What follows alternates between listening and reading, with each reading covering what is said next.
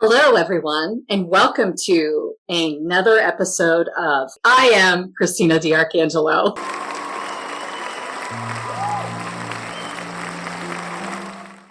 And with me today, I have a very, very, very special guest, colleague, and friend.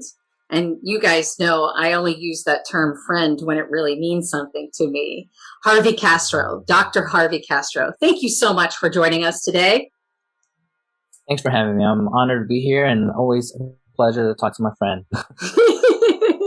It's so great that you're here today. So for all of our listeners and viewers, because we do both listening and viewing, because this will show up on the YouTube channel that we have, but then people can also download this through Apple, iTunes, etc. Why don't you give everyone a little bit of your background, Harvey, that you're comfortable with sharing, so that everybody knows the type of person you are and why I would have brought you on the show. Wow. Well, first of all, I'm honored to be here, and I'm really honestly happy to just share my background with others. I feel like my background and what has happened to me is almost like a movie story that needs to be shared with others, because my end goal is to help others. And I think by giving that quick background, kind of people see why is who I am and why it's important, the things I want to say out there. So basically, pretty simple story. First generation American. I grew up in New York City. My mom had me at 15, GED graduate, and she did a really good job with kind of giving me a strong fundamentals of what it would be to be successful in life.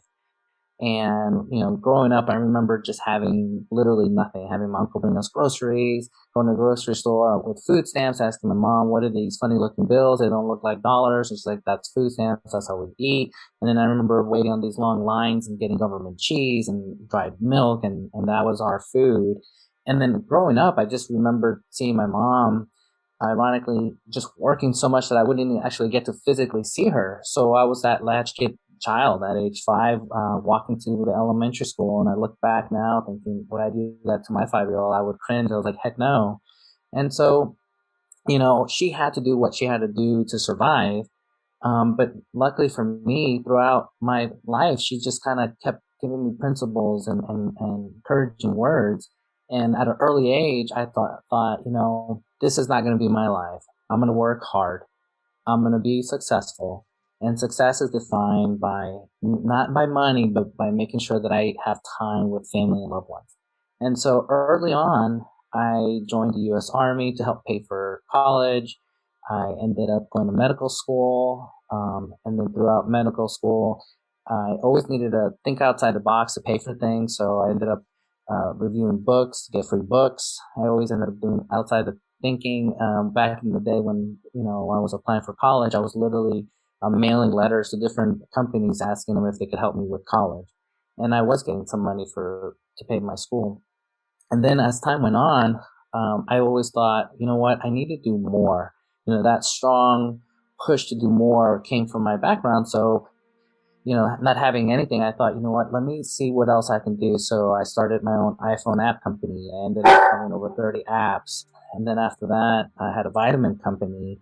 And then after that, I decided I'm not happy as an ER doctor because of the healthcare that we were giving. It was one of those like get in, get out, don't sit down. And I was like, I didn't sign up to be a doctor to be this person, just go in and out. I'm a doctor to help others. And so I literally created a healthcare system in Dallas called Trusted Health Centers. And we grew it up to 8 ERs. We recently sold it. But my end goal was, how can I do more for others? And so when looking at this story, I wrote this book that's called Success Reinvention, the sign behind me. And it's basically kind of telling my story, how I got where I was, but mainly, more importantly, the principles that got me successful. And so recently I got to work with you on a project, and I'm so happy that we met. Since then, this is kind of where I'm at. It's amazing too, because, for the viewers out there that know me already, they can see a very clear parallel track between us as humans, right? Because I didn't grow up first generation immigrant as you did, but I did not grow up wealthy. We were not on food stamps, but there were times when my dad had been laid off at the steel company where we were very close. And there were times when my dad worked in between when the steel mill finally closed after its third bankruptcy before he could get his job on the turnpike, because it's not like you can just apply to be a turnpike worker. You have to have connections politically to be able to become a Pennsylvania turnpike worker, even in the maintenance division, which isn't even in the management team. You still have to have connections. So there was a period there where he was working in a popcorn pretzel factory local to where I grew up, and he would come home with cuts on his hands, and he worked weird shifts, and he was barely ever home. And then when he did start at the turnpike again, he worked around the clock because he was trying to provide for our family. So there's that parallel between the two of us, where we're lucky enough to have at least one strong foundational parent with a fantastic work ethic. And that's made us who we are today. The grit, the determination. This isn't something that you paid for, Harvey. This is something that you have in your blood, right? And this is who you are today.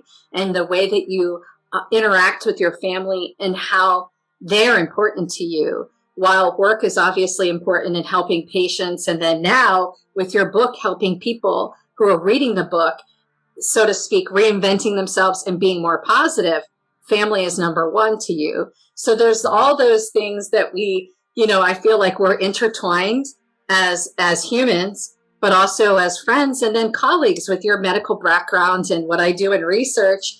I love talking to awesome docs like you because you actually care about patients, which really, that's truly not the norm, which I'm sad to say that that's the case. It makes me very sad. I live sometimes I feel like I live in a bubble or a little fantasy world. I almost assume anyone in healthcare is there because they want to help. And I understand everybody has financial needs and has to pay bills, but in my heart, I keep thinking there's no reason why you would go through all that study and all that school for money. For me, it's to help others. And I know I'm not speaking for all healthcare professionals. I'm sure there's many others like me, but unfortunately, I have to agree with you. I meet other doctors and I can see the money sign behind them when we talk, and they lost that feeling of helping others.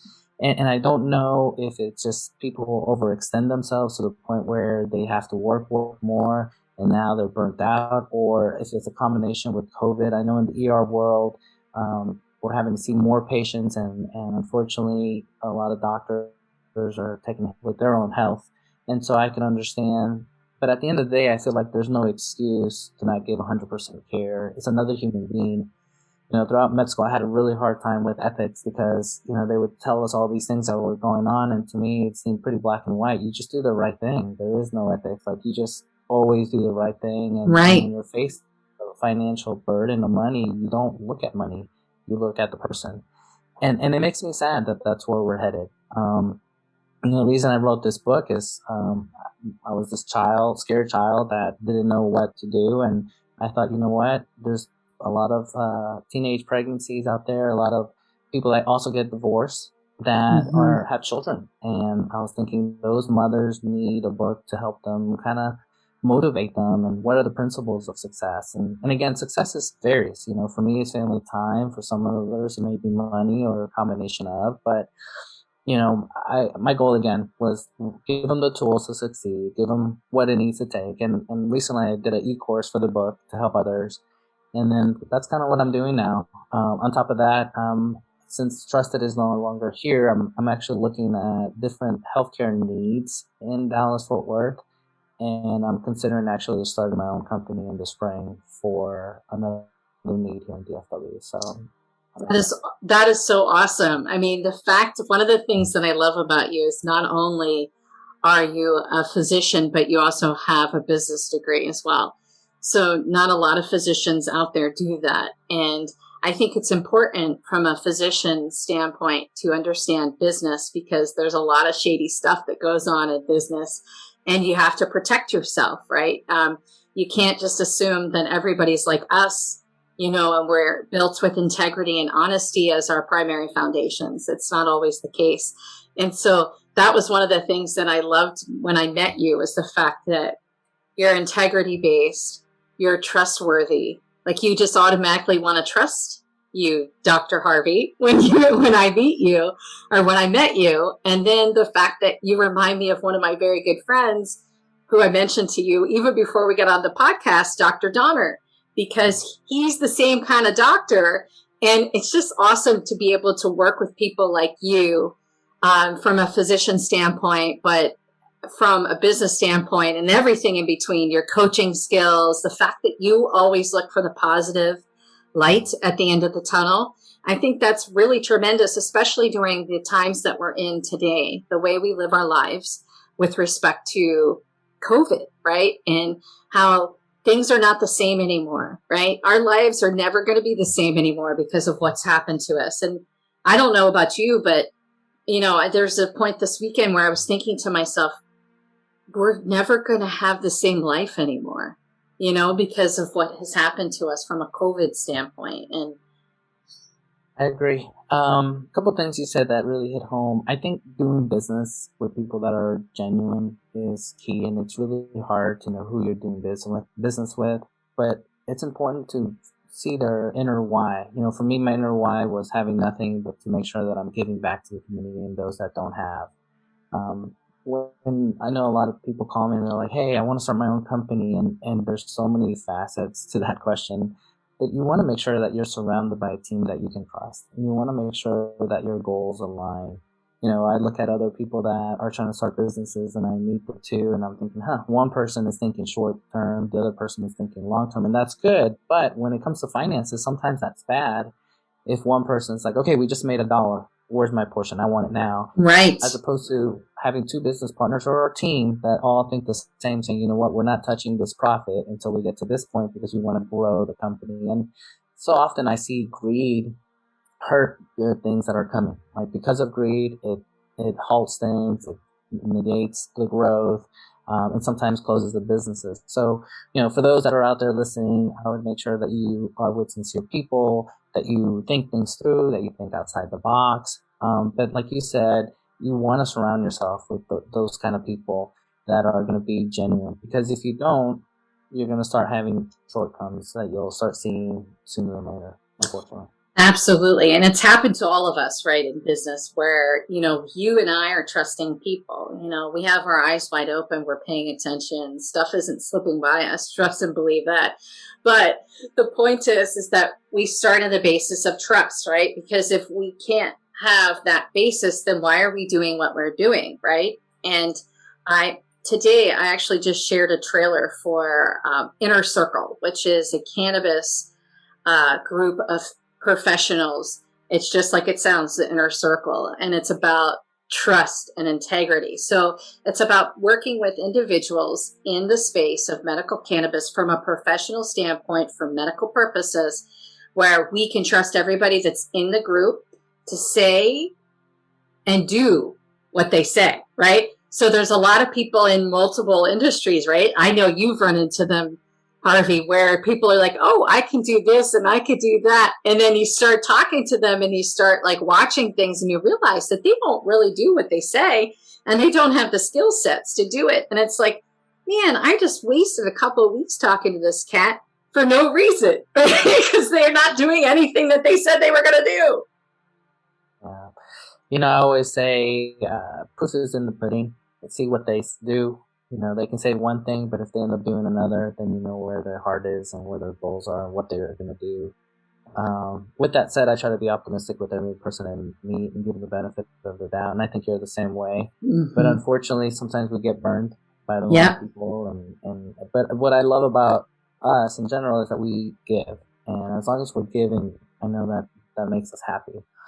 We move forward and we get burned, I think we're getting smarter and we're able to filter those people out more and more. So it's good. Absolutely. And I was going to say, speaking of giving, you sit on the board for Affinity Patient Advocacy, which is tremendous to have you on the board because you and all the board members, including myself, give our time freely to the board to work on various initiatives that we're working on. But the number one reason why we're there is to help patients, and we're supposed to help them with their journey, whether or not it's a medical journey or if there's something else going on where they need referrals, etc.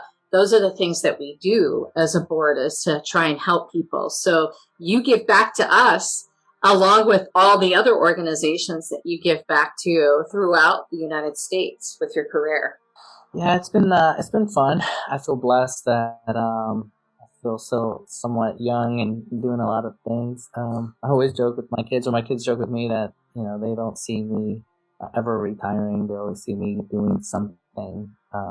I joke with them back and say, I could see myself eventually in a nursing home and telling all the patients there that I'm their doctor, and I'm going to be going around from room to room checking on their meds and everything's done right, and being a doctor there. And I joke, but I can actually see myself one day in that role, because that's just the person I am. So I'll probably be working until the day I die, in a good way. I could see you doing that. That's why I was giggling, because that's just the way you are. Your heart is very pure. And, I'm honored to be your friend, because I get to see that side of you. I get to see the business side and the work side, but then I get to see you as who you are as a human. And that's just I'm so blessed to be able to see that, because you truly do have a pure heart. And I can see you doing this when you get older, trying to help people because, hey, I remember this or that, or I may have treated XYZ back in the day, I mean, all those things that you've built in your toolbox will definitely help in the future. But I don't think you're going to be in a home, quite frankly. Your kids aren't going to make you go into a home. They're going to want you to be home with them. It'll be whose house you live in out of your kids, because you have more than one. So they're going to have to vie for, where it is that you end up living. I don't think you're going to be in a home. No, hopefully not. And I have one kid, so Christian, I tell him all the time, I'm not going in a home. Just so you know. So you better have a nice place for me when you get older. You've got to work hard, so I have a nice place to live, just like I do for you now, right? And you do for your kids. So I think it's tremendous that your kids have the influence of your mom, too. The old school way of life, that's one thing that I miss with my dad, right? Because, he passed in 15, so Christian doesn't have that physically anymore with him. But he often talks about the things he's learned from my dad. And then I think he sees my work ethic and the way I am. He knows that's because of my father. And I know the kids have to know that you are the way you are because of your mom. What a tremendous way to give back to our parents. You said something earlier about working hard and grit, and I did a lot of reading and studying, hiring different people. At one point, we had over 400 employees, and one of the key questions when you meet people that you want to work with is what generation are they from? Because you and I are older, and our work ethic is we work. And not saying anything that young people don't work, but they work differently, and they work different hours, and they don't communicate like you and I do. You and I do like phone call, all right, let's do Zoom, but millennials are more likely to send. I get texts sometimes like 8, 10 o'clock, and I'm like, why are you texting me? And this could wait, and this could be a meeting. And sometimes that's the mode, is texting. And so I enjoy talking about that subject just in general, just because we all work differently. We all listen differently too. You and I could be straightforward and say, hey, you did X, Y, and Z wrong. But with someone else, another generation, you have to word it differently, or sometimes they won't understand. Right. From a healthcare point of view, it's been interesting too, hiring an older doctor versus hiring a younger doctor. The older doctor is like, okay, someone called in sick, I will work every day, whatever it takes. And then the younger generations that are coming through residency right now, they're like, well, I need to make sure I have time off, and I don't work weekends, I don't work nights, this is the hours I will work. And it's just a total different mindset. So it's interesting. And not that one is right or the other one is wrong. Right. They're right in that they have different priorities and they're seeing the world differently. So it's just kind of an interesting dynamic to always think about. Well, and I think it's an excellent quality in a leader to be able to adapt based on the people you're working with. So I love that you brought this point up, because it feeds right into business discussion, right? The fact that here you are, a physician with all of these awards and accolades and years of experience, but you also have a business degree. So you look at things that I feel personally in a different way than somebody else that's just, no offense to my physician friends out there that don't have a business degree, that are just grinding, through the day of treating patients or running clinical studies. Most of my guys are either doctors treating patients through the nonprofit, the patients that come through that I'm friends with and I work with, or the clinical research physicians, right? Medical monitors, safety monitors, et cetera. So I split myself across the road here. But what I love about you is the fact that you sit back and go, okay, I'm going to meet this person where they are and where they're coming from, rather than saying, no, this is the way I do things, because that's how it was when we were coming up, right? In the industry, in our industry, it's like, listen, you didn't dare say to your boss, oh, well, I'm not working past 5 o'clock, or, yeah, you know what? I'm not delivering that project on Saturday because I don't work Saturdays. I mean, I can't imagine, working at J&J and telling my bosses, oh, I'm sorry, I can't work on that, blah, blah, blah. And we're a global company. We worked all around the clock. I still work all around the clock, and I'm old now. Right? Yeah, it's interesting. I try my hardest to stop working. Like, I put mental stops. I make sure I'm putting time with family and making sure I'm at the sporting events and doing quality things. It's hard when you and I are cut from the same cloth, but we're just like used to working. Right.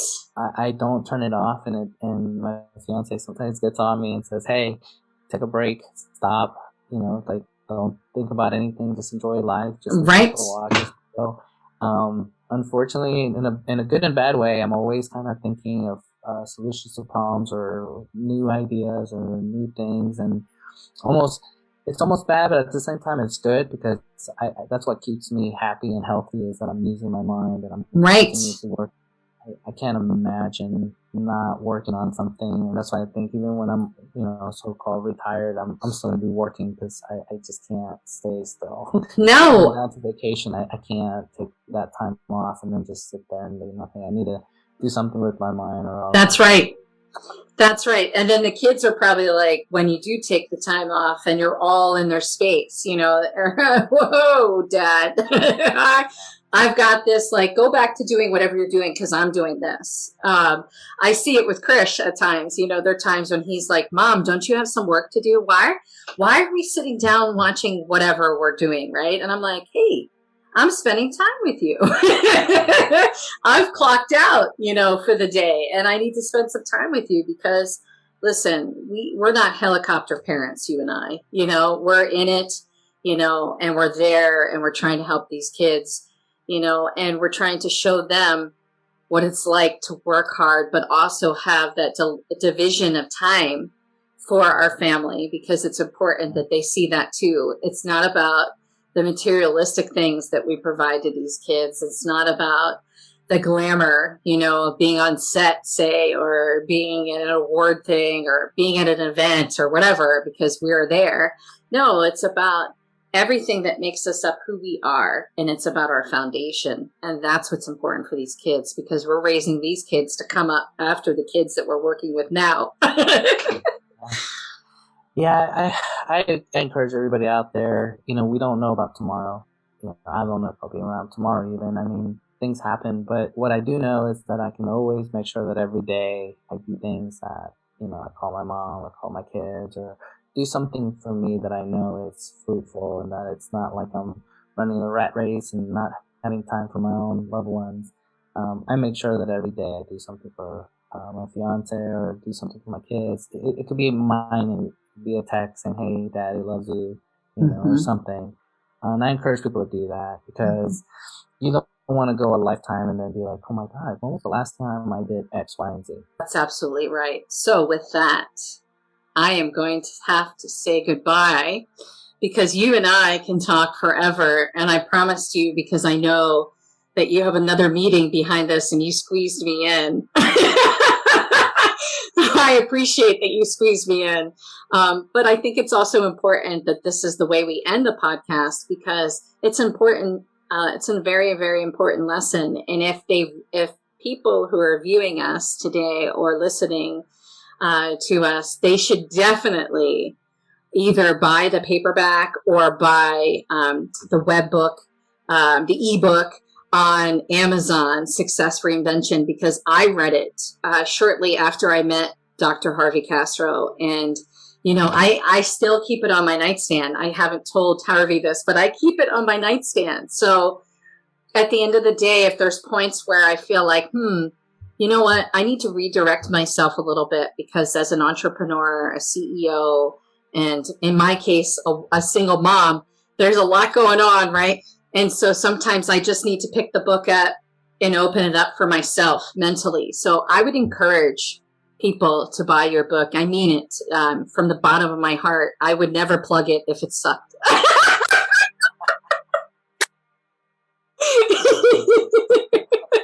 So, see, this is a great way to end it. We're giggling like we always do. So thank you so much, Dr. Castro, for joining me today, and for all of our viewers and supporters and listeners. Thanks so much. You guys have already downloaded the podcast. I think we're over 100 downloads already. We just started this process, so thank you so much for joining us in this journey, but also thank you, Dr. Castro, for contributing to the I Am Christina DiArcangelo podcast.